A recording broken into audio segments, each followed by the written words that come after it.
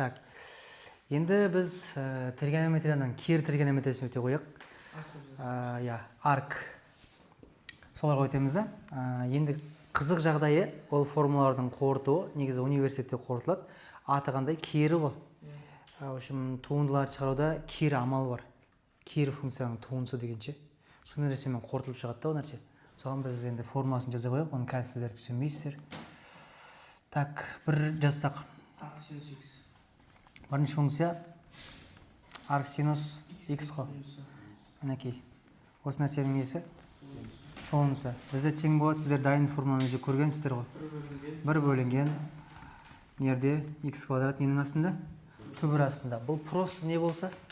Жай ғана x бола қойса. Енді күрделі етейік. Арк синус деймін да, нерден не болады? f от x болса. Осыдан туындалатын болсақ, бізде сәйкесінше немене болады? X ненің орнына тұр? X-ің орнына не тұр бізде? f от x тұр ма? F от x несі келеді? Квадраты келеді. Және де көбейтілген всегда не жүреді бізде? Осы функцияның өзінің туындысы алымында жүру керек. Соны жаза қояйық. f от x-тің несі? Туындысы алымына бәрібір шығады ол. Себебі күрделі функция болса, ішінде x-нен тағы туындалу керекпіз. Астында 1 минус f от x-тің несі? Квадраты туынды. Осыдан енді бір есеп көріп жіберсек астына сразу.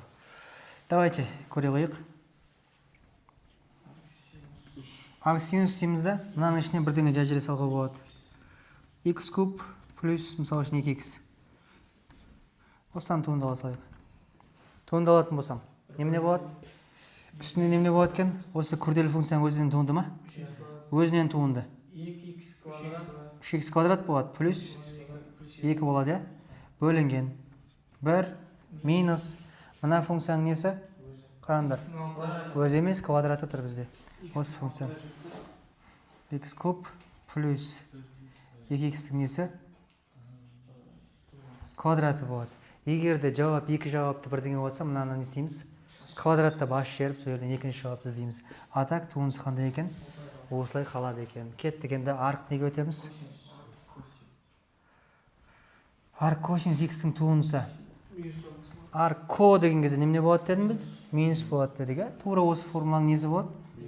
Минусы бола салады. 1 бөлінген 1 минус немене? X квадрат түбір астында болады. Енді ол күрделі болған жағдайда ше. Мына жерге жаза қойсақ. Арк косинус f от x мінекей. Осы функциядан өзінен туындалсақ. Жазамыз.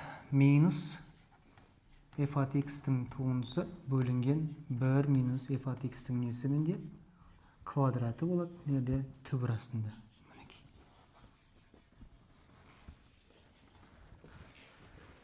Тағы да нерге бір есеп көрсек. Қандай бір есеп боламыз? Так, арк косинус. Давайте нерге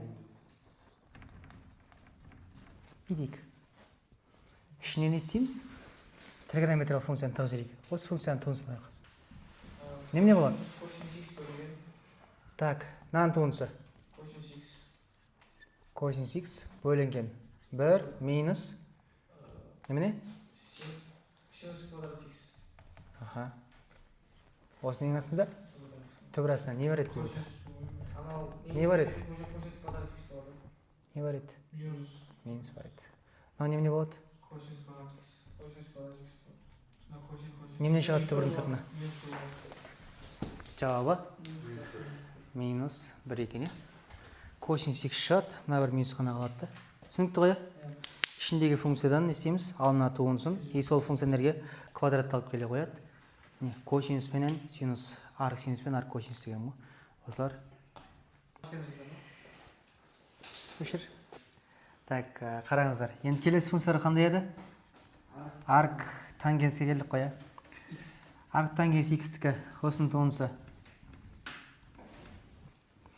1 бөлінген 1 плюс x квадрат еді ғой.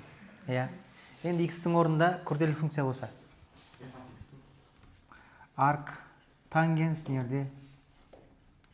f от x болса. Осының туындысы. Так, f от x-ің туындысы үстінде ғой. Туындысы ағай. Мына жерде 1 плюс немене болады? f от x квадраты. Квадраты болады.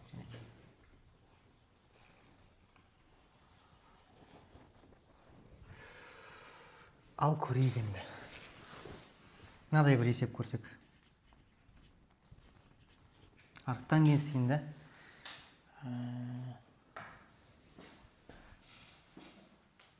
9x квадрат минус 4 қосылған 2x квадрат.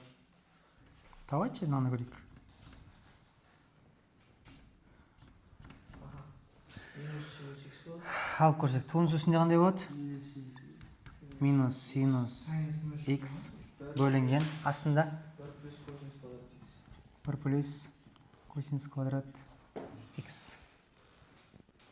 Немене шығады? Тангенс болады ма? Мынау ма? Минусты шығарып жүр. Ол үшін немене болу керек еді? Синус болады. Жоқ, 1 бөлінген косинус квадрат емес пе? Дұрыс қой, бір бөлінген саламыз оңыз. Мынаны ма? Болмайды. Болмайды ғой. 1 плюс 1 бөлінген косинус квадрат болғанда 1 бөлінген тангенс. Так.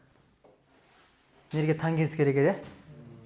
Давайте мынаны тангенске айырбас жасайық. Өшірейік те мынаны. Өшіресің.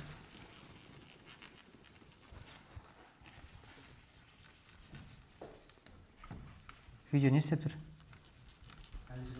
Жүріп жатыр ма? Жақсы. Так, мынаған не істейміз? Тангенс x қойық. Мұнда неме болады сонда? Тангенс квадрат x болса, әдемі есеп болып кетеді екен. Тангенстің туындысы қандай еді? Тангенстің туындысы ма?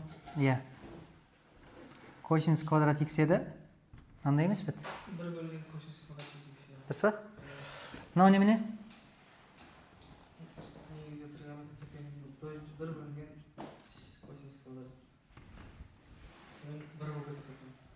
Жауабы бір болып кетеді екен. Не үшін бір шықты білесіңдер ма? Мынау қысқарып x-тің туындысы болады. Негізінде ше? Мына функциясын емес, күрделісін жаза салайын сразу. Күрделісі қандай бар бізде? Арк котангенс f от x. Осының туындысы. Котангенс болған соң минус болады. Алдына бір минус болады. F от x-ның туындысы астында 1 плюс f от x-ның несі квадрат. Ал, есеп айта қойшы, көре қойық. Арк котангенс 3x-тің кубы қосылған 4x квадрат. Мінекей. Алсақ туынды, алдынан туынды аламыз. 9x квадрат қосылған 8x. Немене бар алдында? Минусы бар, астында 1 плюс мынаның квадраты. Бұдан не шығарамыз өзі? X квадрат шығарсақ болады ғой? X квадратты шығарып, оны да квадраттау керек қой негізінде. Жақша тұрады, жақша 3x қосылған бір. Жақша жағылған, жақша тұрады. Мынандай ғой. Квадратты башыға болады? X-ның 4 дәрежесі, мына 9x квадрат плюс 24x плюс 16 деп ше. Ішін квадрат. Сөйтіп ашып берсек, басқаша да жауап шығады.